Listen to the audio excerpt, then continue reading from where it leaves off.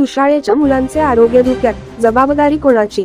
भारतीय संविधानात सर्वांना शिक्षणाचा अधिकार देण्यात आला आहे.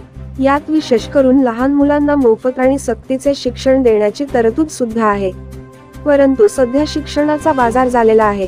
देशात सरकारी शाळांपेक्षा खाजगी शाळा जास्त तयार झाल्या आहेत आणि त्यामुळे सरकारी शाळा या बंद पडण्याच्या अवस्थेत आहे आणि शासन सुद्धा आता सरकारी शाळेकडे लक्ष देण्यास तयार नसल्याचे चित्र सुद्धा स्पष्ट दिसत आहे. पुसद तालुक्यातील कोपरा बुद्रुक येथील जिल्हा परिषद उर्दू माध्यमिक शाळेची अवस्था काही अशीच झाली आहे. सदर शाळेमध्ये लहान मुले शिक्षण घेत असतात, परंतु शाळेची अवस्था ही फार बिकट आहे. आता पावसाळ्याच्या दिवसात तर शाळेच्या प्रांगणात संपूर्ण पाणी साचले आहे.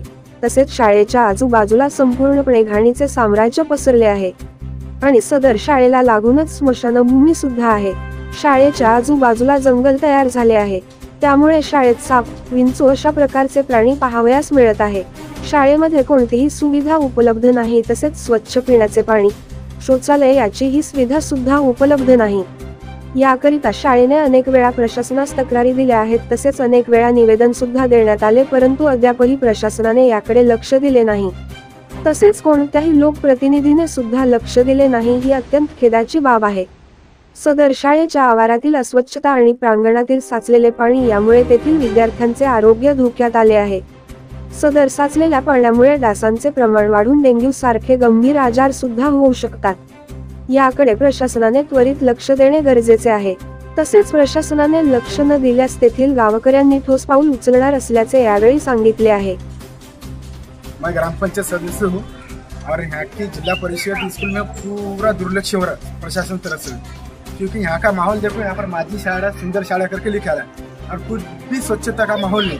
वहाँ पर देखो पास में देखो पूरे उकंडे भरे आले. यहाँ शौचालय उपलब्ध नहीं है.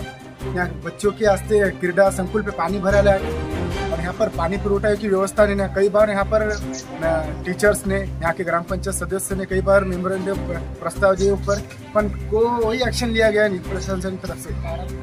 और यहाँ पर शौचालय का ये नहीं ना कुछ नहीं ना कुछ भी ऐसे ये नहीं ना माहौल. ग्राउंड में पानी भरे हुआ है, इसमें अगर मच्छर वगैरह हो गए, अगर कोई बच्चे को डेंगू हो गया तो इसके जिम्मेदार कौन रहेगा? प्रशासन इसके जिम्मेदार रहेंगे क्या? आपको मालूम है जैसा कि हमारे पुसद के ग्राम पंचायत में एक रोड़ा नाम गाँव है, वहाँ पे 12 साल का बच्चा डेंगू की वजह से मर गया है. वैसा ही अपने गाँव के अगर हालत हो गया तो इसके जिम्मेदार कौन? पंचायत रहेंगी क्या?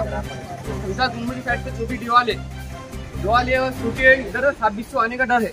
अगर कोई बच्चे को सांप बिच्छू ने चाप लिया, काट लिया तो उसका जिम्मेदार कौन रहेगा? यहाँ पे स्कूल की हालत खराब है. देखिए सौंदर्यकरण के हमसे बड़े बड़े फंडिंग उठा के यहाँ पर गाँव पंचायत ने लिए हुआ है, लेकिन कोई काम नहीं किया उन्होंने.